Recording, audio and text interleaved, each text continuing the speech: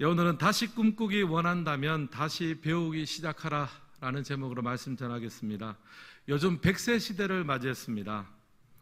그래서 은퇴하고 난 이후에도 제2, 제3의 직업을 많이 가집니다. 비록 풀타임 직업이 아니더라도 소소하게 일하면서 또 돈을 벌 수 있는 그런 일을 합니다. 그래서 자격증을 따거나 또 직업 교육을 받기도 하죠. 바리스타 자격증을 따기도 하고 또 요즘 요양사 자격증도 많이 따십니다. 또 각종 기술 자격증 땁니다. 그래서 요즘은요 평생 교육이란 말을 해요. 예전에는 한 20살까지만 공부하면 그 공부한 것으로 평생을 그냥 먹고 살았는데 이제는 평생 공부해야 된다는 거예요. 기술의 발전도 많고 새로운 것도 많으니까 평생 공부하며 살게 됩니다. 걔도 좋은 것은요, 배운다는 것은 꿈을 꾼다는 거예요. 내가 이것을 배워서 이렇게 해야 되겠다. 작지만 꿈이 생기는 거 아닙니까? 평생 교육을 한다는 것은 평생 꿈꾸는 인생으로 살아간다는 말이기도 합니다. 오늘 읽은 말씀을 보면 예수님은 초막절에 다른 사람들의 눈을 피해서 예루살렘으로 올라가십니다. 10절 말씀인데요, 우리 같이 한번 읽겠습니다. 그 형제들이 명절에 올라간 후에 자기도 올라가시되 나타내지 않고 은밀히 가시니라. 아멘. 여기 보면 예수님께서 은밀하게 예루살렘으로 올라가셨어요. 여러분, 지난주에 제가 설교했는데요, 원래 예수님의 형제들이 예수님께 초막절이 됐으니까 이제 예루살렘으로 올라가십시다 그렇게 권했습니다. 자신을 세상에 나타내소서. 여기 갈릴리 시골에만 있지 말고 수도 예루살렘으로 가서 기적을 일으키더라도 수도 예루살렘에 가서 보란 듯이 좀 기적도 일으키고 자신을 좀 드러내십시오. 그래서 메시아로 인정도 받고 또 왕이 되어야 된다면 왕이 되어서 정말 그렇게도 소원하고 전하셨던 하나님 나라를 번듯하게 한번 세워보십시오. 지금 이 초막절을 놓치지 말고 같이 올라가자 그랬어요. 하지만 예수님은 거절하셨습니다. 아직 내 때가 아니다. 예수님은 초막절에 스타로 온 것이 아니라 6월절에 어린 양으로 오셨습니다. 그래서 형제들만 예루살렘으로 떠나간 상황이에요. 근데 오늘 이거 말씀을 보면 예수님께서 은밀하게 움직이십니다. 제가 한편 이 말씀을 좀 지난주에 묵상하면서 왜 굳이 예수님은 초막절 중간에 예루살렘으로 은밀하게 올라가셨을까? 그 궁금증이 들었습니다. 바로 며칠 전까지만 해도 안 간다고 막 버티시다가 이 초막절 중간쯤에 은밀하게 예루살렘으로 가신 거예요. 사실 섣불리 움직였다가 6월절도 아닌데 섣불리 움직였다가 제사장이나 바리새인들에게 발각이 되면 십자가에 죽지도 못하고 그냥 죽을 수도 있는 거예요. 위험이 있습니다. 차라리 그냥 갈릴리에 가만히 머물러 있는 것이 지혜로운 선택일 수도 있습니다. 근데 예수님은 굳이 예루살렘으로 올라가셨어요. 왜 그러셨을까요? 마태복음을 보면 예수님께서 이 땅에 오신 근본적인 이유가 나오는데요, 마태복음 4장 15절로 16절 말씀 같이 한번 읽겠습니다. 스불론 땅과 납달리 땅과 유단강 저편 해변길과 이방의 갈릴리여, 흑암에 앉은 백성이 그 빛을 보았고 사망의 땅과 그늘에 앉은 자들에게 빛이 비치었도다 하였느니라. 아멘. 여기 보면 예수님은 자신이 오신 목적을 이렇게 알려주십니다. 흑암에 앉은 백성에게 빛을 주시기 위해서 오셨다라고 합니다.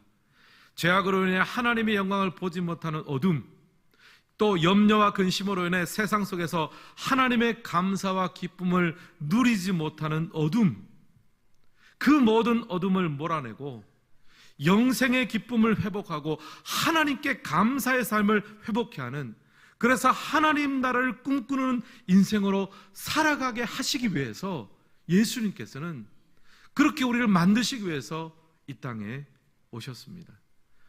그래서 결과적으로 예수님은 초막절을 놓칠 수가 없었어요. 왜냐하면 거기는 죄악의 어둠 속에서, 낙심과 좌절의 어둠 속에서 힘겨워하고 방황하는 사람들이 많이 있기 때문입니다.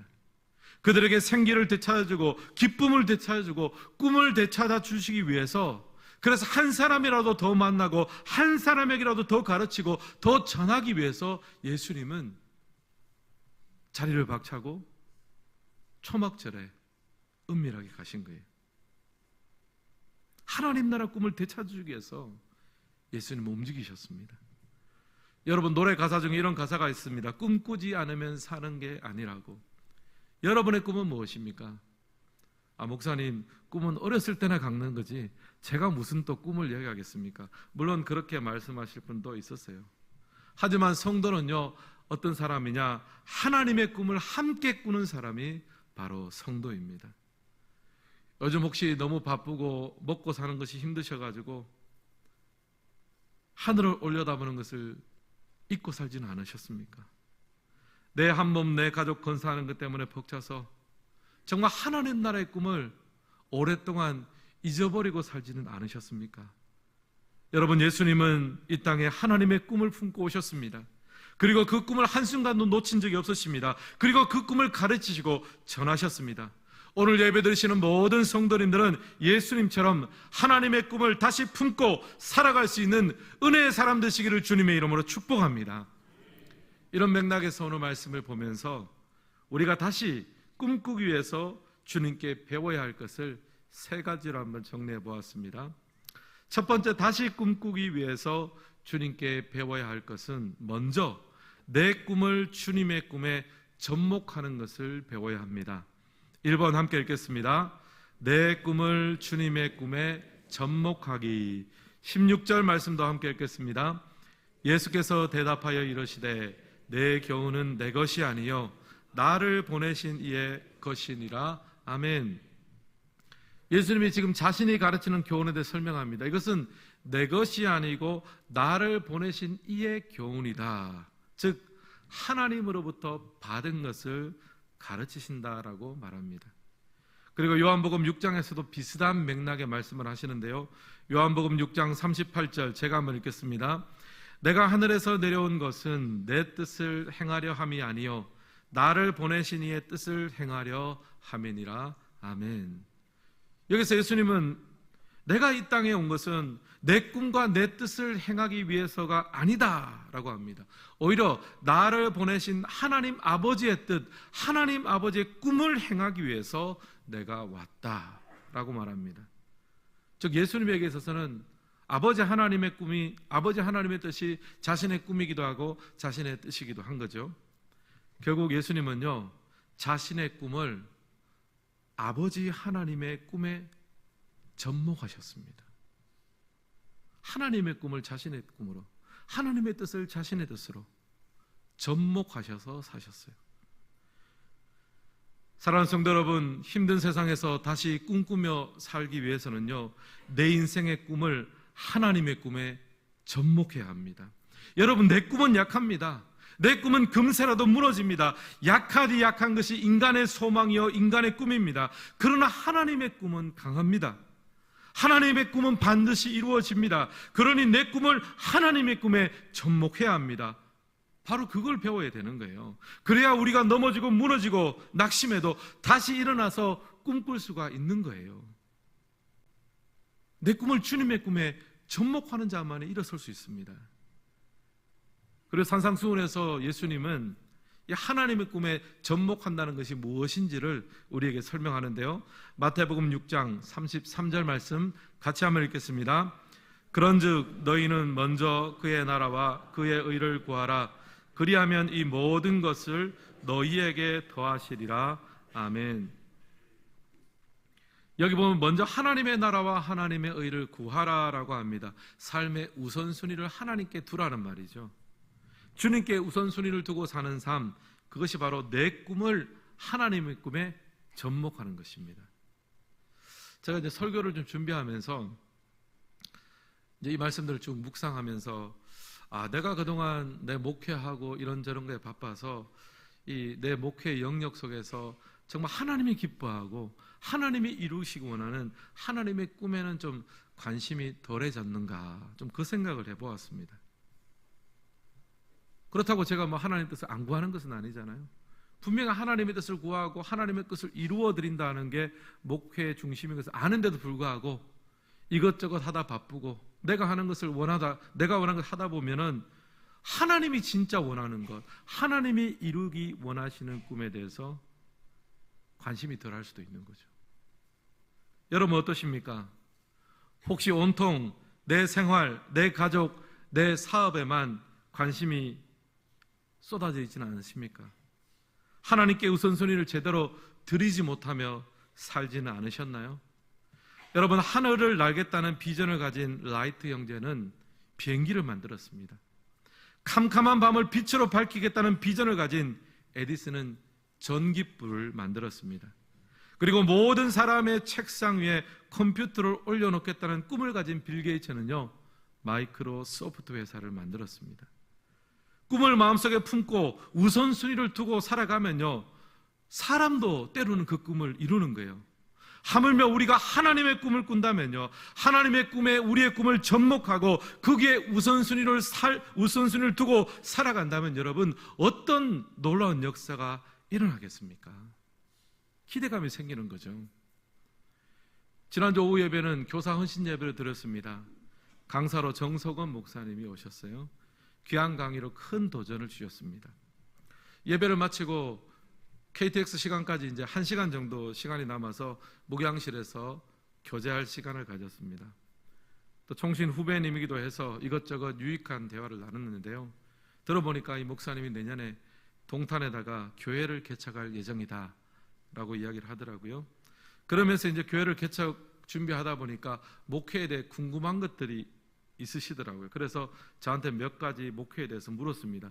그 질문 중에 가장 기억에 남는 질문이 바로 이거예요. 이 질문입니다. 목사님 목회를 다 마치고 나서 나중에 하나님 앞에 서게 된다면 하나님 앞에 딱 한 가지 내놓을 것이 무엇이 있을까요?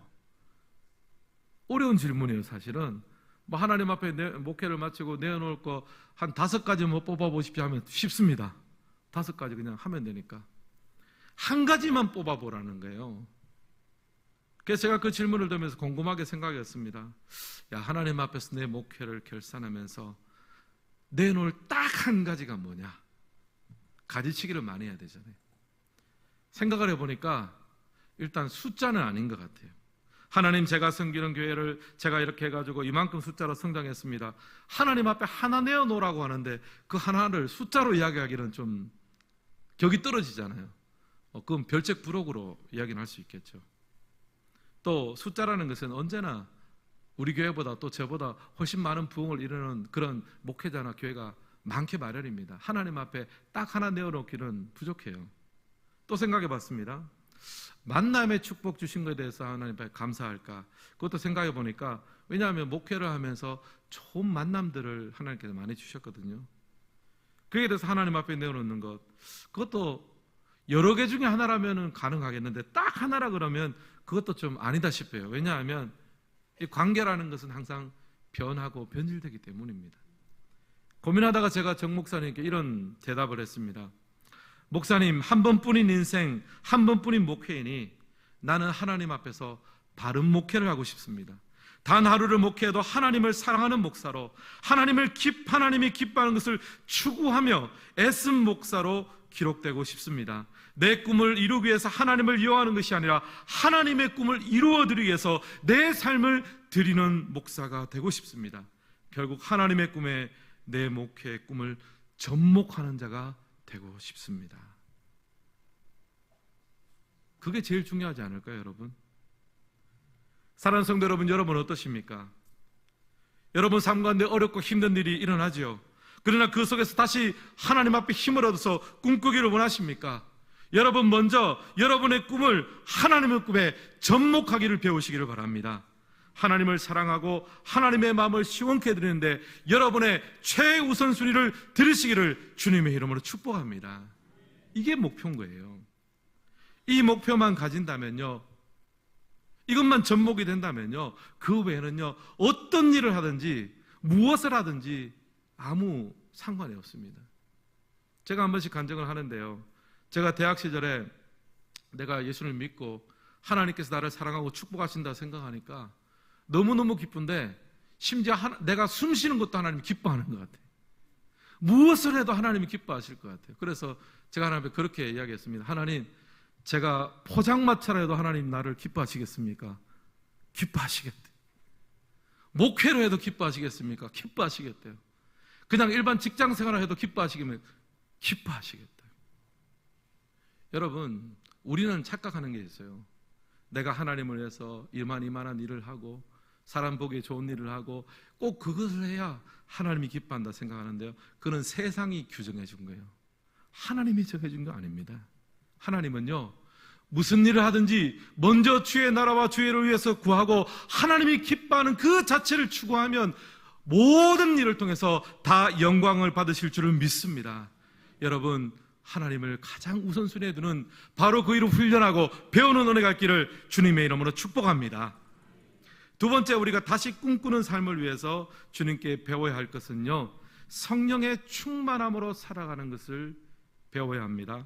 2번 함께 읽겠습니다. 성령의 충만함으로 살아가기. 37절로 39절 말씀 같이 한번 읽겠습니다.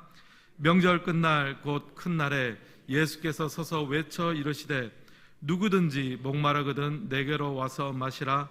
나를 믿는 자는 성경의 이름과 같이 그 배에서 생수의 강이 흘러나오리라 하시니 이는 그를 믿는 자들이 받을 성령을 가리켜 말씀하신 것이라. 아멘. 예수님께서 이제 초막절 끝에 외칩니다. 누구든지 목마르거든 내게로 와서 마시라. 나를 믿는 자는 그 배에서 생수의 강이 흘러나오리라. 이 성령 충만에 대한 말씀을 하십니다. 근데 여기서 이제 초막절에 대해서 여러분 조금 더 아셔야 됩니다. 초막절은 유대 3대 절기 중에 하나입니다. 그 기간에 여러 예식이 진행이 되는데요, 그 중에 하나가 뭐냐 하면 매일 아침 제사장이 금 항아리를 이고 길을 나서요. 실로암 못에 가서 물을 기릅니다. 그리고 다시 예루살렘 제단으로 와서 그 기름 물을 붓습니다. 이런 모습은 이스라엘 백성들의 광야 생활을 상징합니다. 제사장은 옛날 백성들이 그랬던 것처럼 광야의 나그네가 되어 길을 걷습니다. 그런데 광야에서 필요한 것이 무엇입니까? 물이 필요하죠. 실로암 못에 가서 물을 기러 오는 거죠.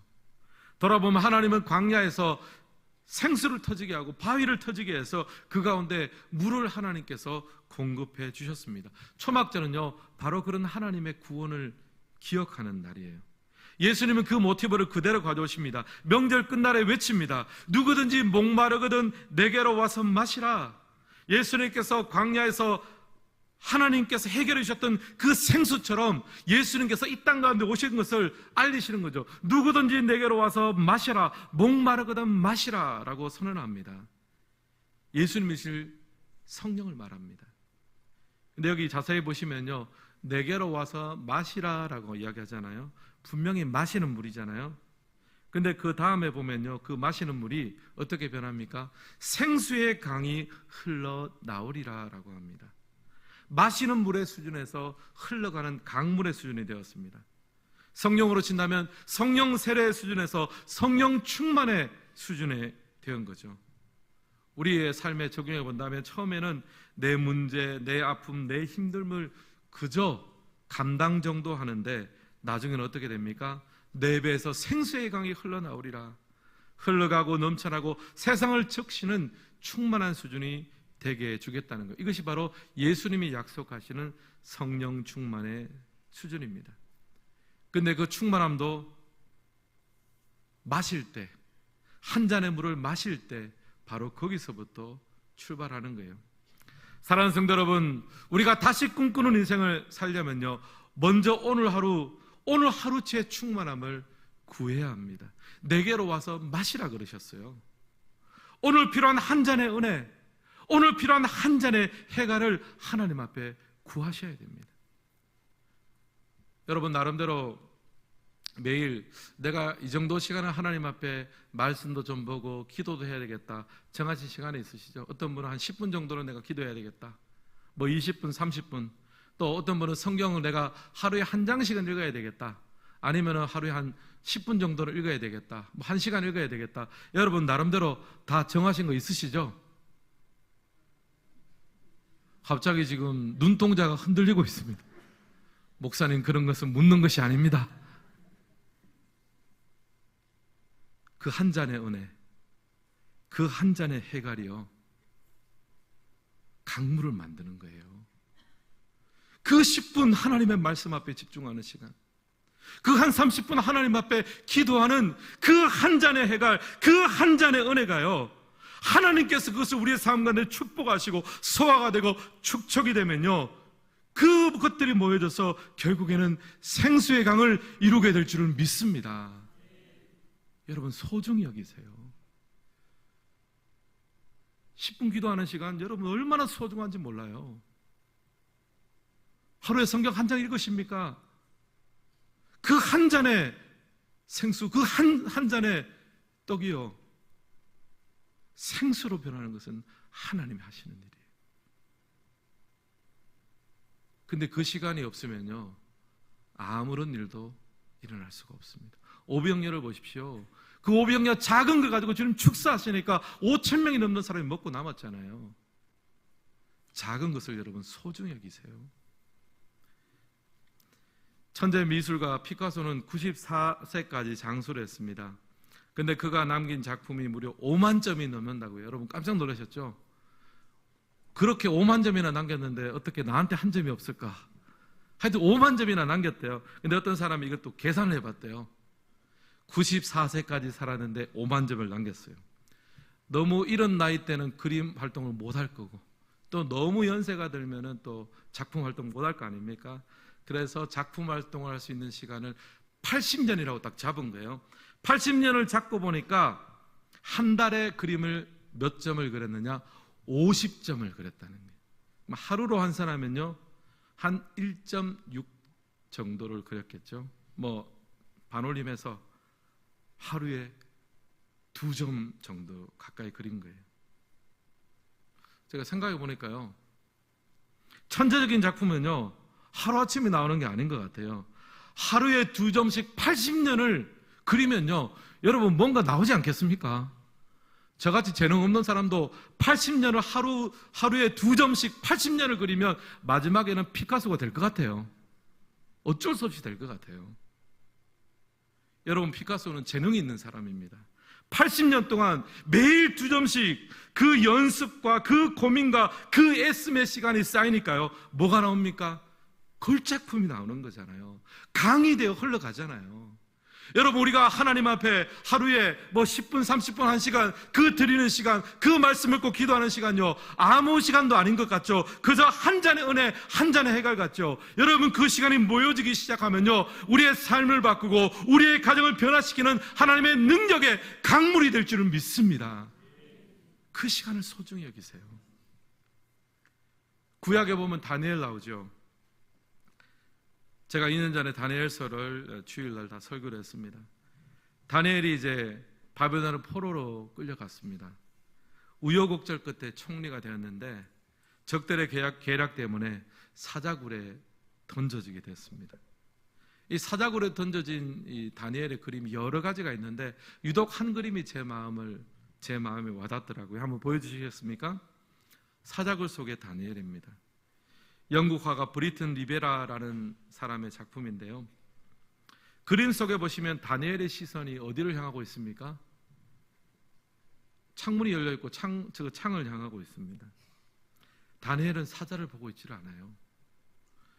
창밖을 봅니다. 여러분, 만약에 우리가 다니엘 같으면 어떻겠습니까?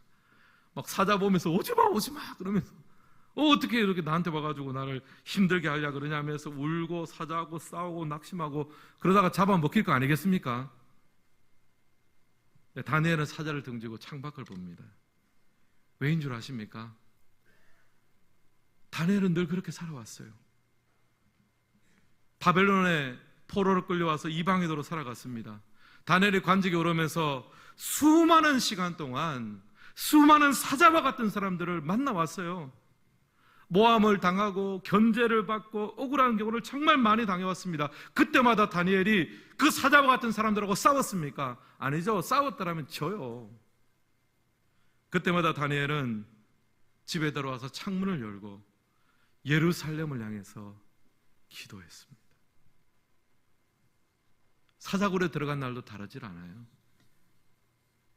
늘 해왔던 것처럼 사자를 보는 대신 창을 열고 예루살렘을 향해 하나님을 찬양하며 기도합니다.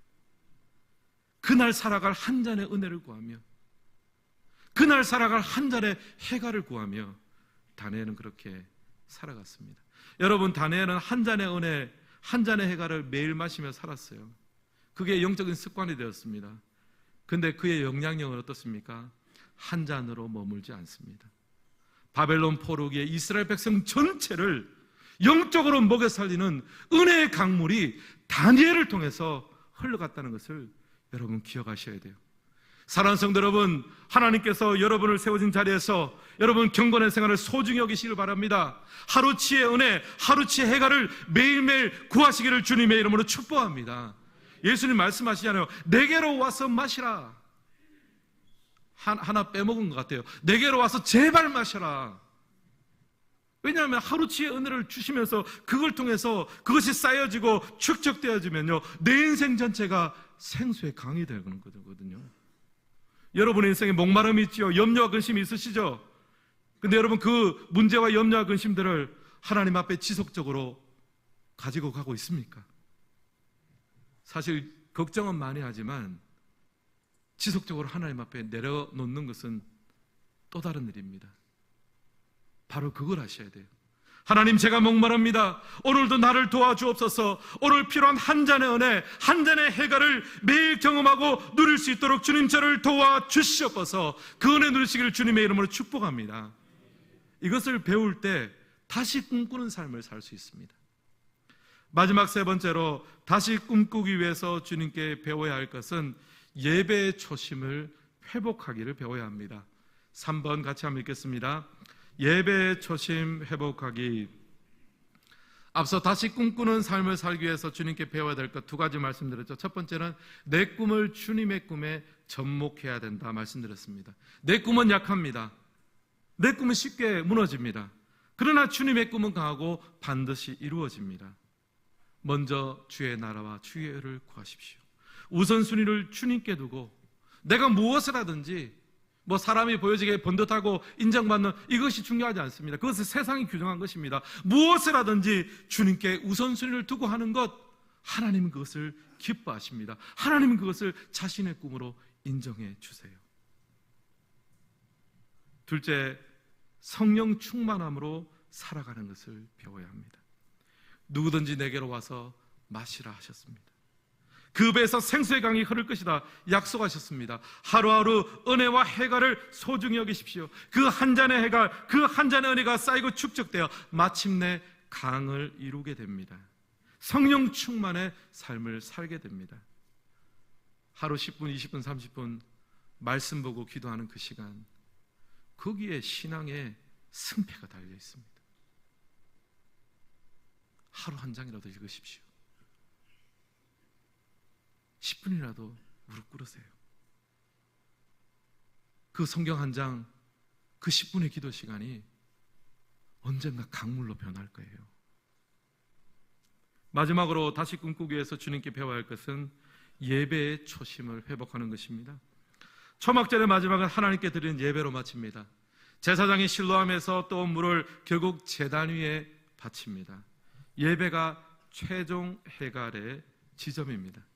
여러분, 좀 전에 제가 말씀드렸죠. 우리가 매일매일 한 잔의 은혜, 한 잔의 해갈을 마시고 누립니다. 근데 그 한 잔의 은혜, 한 잔의 해갈이 생수의 강으로 변하는 순간이 있습니다. 어디입니까? 바로 예배 드릴 때 생수의 강으로 하나님께서 축복하시는 거예요.